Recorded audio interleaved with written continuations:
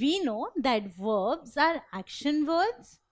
There are some verbs which show belonging or possession or state of having something. They are called have verbs. Like, you have a pen. It shows a state of belonging or possession. You have a pen, that is, you possess a pen. So over here, have is a verb and it shows possession. There are three have verbs: have, has, and had. There are three forms of have verbs: have, has, had. Now, if you look at this sentence, I have an interesting storybook. So in this sentence, have is the main verb. It shows possession or belonging. I possess an interesting storybook. There is no other verb in this sentence. But if you look at this sentence, I have brought an interesting storybook. So over here, the main verb is brought because it tells us what is the action being performed. So brought is the main verb, but there is one more verb in the sentence: have. What is have doing? Have is doing the work of helping verb. It is helping the main verb. So brought is the main verb and helping the main verb is have. So have is the helping verb or the auxiliary verb. It tells us that the action is complete or the action is finished. So when we need to show that an action is complete, we use have as the helping verb.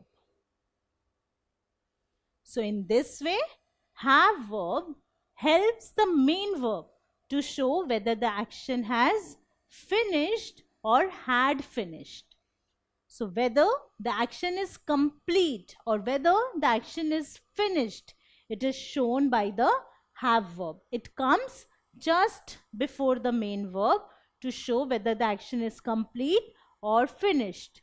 That is for perfect tenses. So we know that verbs that express the main actions in a sentence are called main verbs, and some other verbs which help the main verbs to express themselves more clearly are known as helping verbs or auxiliary verbs. So helping verbs are also called auxiliary verbs. So in the sentence, I have brought an interesting storybook, have is helping the main verb brought. So the main verb is brought and have is helping it. So have is an auxiliary verb. Now let us see the use of have verbs for present perfect tense. So perfect means the action is complete or finished, and present means right now. So for first person singular, I have worked. So for first person singular, have is used. Over here, worked is the main verb. But notice, although we are talking about present perfect tense, I have used worked, which is a past form or past participle form of work. Work is the present form. Worked is the past participle form. But don't get confused with this past participle form. In the main verb, the form of the main verb remains the same when we talk about perfect tenses. What changes is have. That is the helping verb. So just by looking at the helping verb, you can say whether it is present perfect or past perfect, because there is have here, which is the present form of the helping verb. It is present perfect. For plural, we have worked. So once again, the main verb uses the past participle form, but the helping verb uses the present form of have worked. Similarly, for second person, you have worked. Have is used for singular. You have worked. Have is used for plural. The main verb is worked, which is the past participle form of the verb. For third person, he has worked, she has worked, it has worked for singular, and for plural, they have worked. So, we see that have is used for first person, second person, third person, singular, plural. All the cases have is used except for this case, that is third person singular. For third person singular, in the present tense, we use has, otherwise for present, have is used. The form of the main verb is the same. It is worked, which is not the present form but the past participle form. So although we call it present perfect tense, but for the main verb, the past participle form is used. How do we find whether it is present? By looking at the helping verb. So you see how important helping verbs are.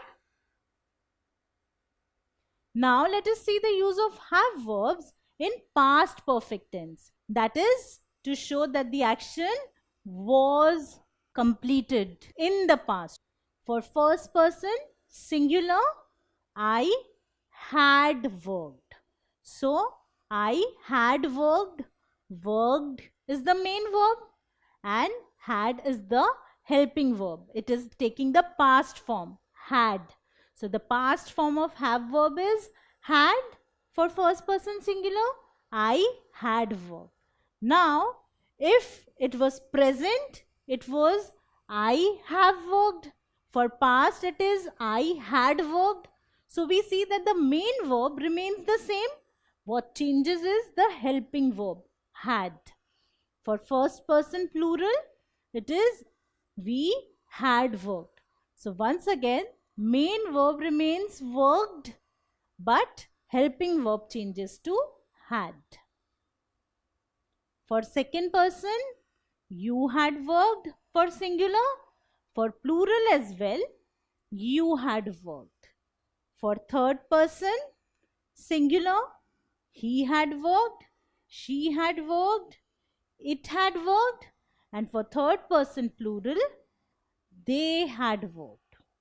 So once again, we see that for past perfect tense, had is used in all the cases. So everywhere there is had, whether it is singular or plural, there is had. You dash cooked it really well last Sunday. Now, what is the form of have verb to be used here? Well, we see that cooked is the main verb and we want to show that the action is complete or finished. So I need to use a form of have verb just before the main verb. Now it is last Sunday. So that means we are talking about past, and for past the form of have verb used is had. You had cooked it really well last Sunday. We dash bought a beautiful car today. What is the correct form of have verb? Bought is the main verb, and in order to signify that the action is complete or finished, I need to use a form of have verb. Over here, it is today. So we are talking about present, perfect tense, and present, we means first person, plural. So we have bought a beautiful car today. So have is the correct form of have verb to be used. Now, have verbs are also used as helping verbs to form questions. You have done your homework. This is a statement. Now, this statement shows that the homework is complete. You have done your homework. And have is coming just before the main verb done. I can also frame a question. Have you done your homework? In this case, have is used to ask question. And in this case, have does not come just before the main verb. There is subject in between have and main verb. Have you done your homework? He had made these long ago. Now, can you form a question from this? So, this is a statement. He had made these long ago.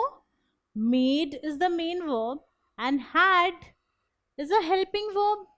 So, he had made this long ago. Now, in the question, had will come first. Had, then the subject, he, then the main verb, made. Had he made these long ago? So, the question will be, had he made these long ago? So, this is how I use a form of have verb for making question. So, here had is the helping verb, made is the main verb. So, there are three ways in which I can use have verbs. A have verb is used as the main verb to show possession or belonging. I have a pen, which means I possess a pen. There is only one verb in this sentence, have. It is the main verb. Have verb is used in the formation of perfect tenses. That is to show that the action is complete or was complete. So, is complete means present perfect. Was complete means past perfect. I have bought a pen. Now, in this case, bought is the main verb. It shows that the action is complete, and have is the helping verb. So, since we use have, that is the present form of have verb, it shows that it is present perfect tense. Have verb is used in the formation of questions as well. Have I gone there before? So, gone is the main verb and have is the helping verb here. So, have is used as the main verb, and in these two, have is used as the helping verb. The form of have remains the same whether it is used as a main verb or as a helping verb. If you like this video, then subscribe to our channel. You can also register for free at deltastep.com to get all the learning resources as per CBSE, ICSE, IB, Cambridge or any other curriculum. Over 5,000 amazing lectures on maths, science, English and social science. Our unique interactive video technology keeps you engaged, and our iDictionary feature allows you to quickly revise any concept. Master each topic at your own pace with our adaptive practice technology and 1 million plus questions. Get instant answers and detailed solutions. Be exam ready by taking unlimited mock tests, performance analysis along with actionable feedback, personal tutors to resolve the slightest of your doubts. And that's not all. You can also win exciting prizes like PlayStations, iPads, watches and many more, along with certificates through our Earn As You Learn program. So at deltastep.com, learning is not just fun and easy, it is rewarding too. So register for free now.